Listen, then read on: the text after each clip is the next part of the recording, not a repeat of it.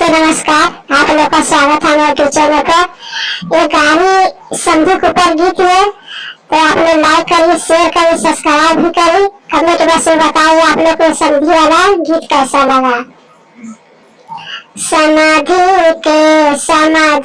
के दीदी के बनाया लेके गइल कोठरिया में। समाधि के दीदी के बनाया लेके गइल कोठरिया में। समाधि के आगे तेरेला पीछे तेरेला, आगे चिमटा पीछे चिमटा। समाधि के दीदी के बनाया लेके गइल कोठरिया में। समाधि के दीदी के बनाया लेके गइल कोठरिया में। समाधि के दुल्हा के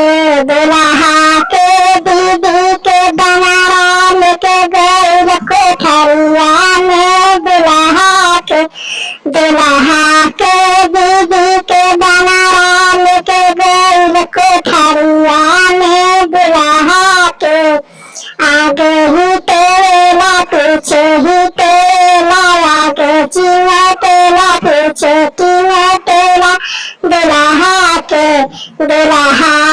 दीदी के बनाया लेके गइल कोठरिया में। दुल्हा के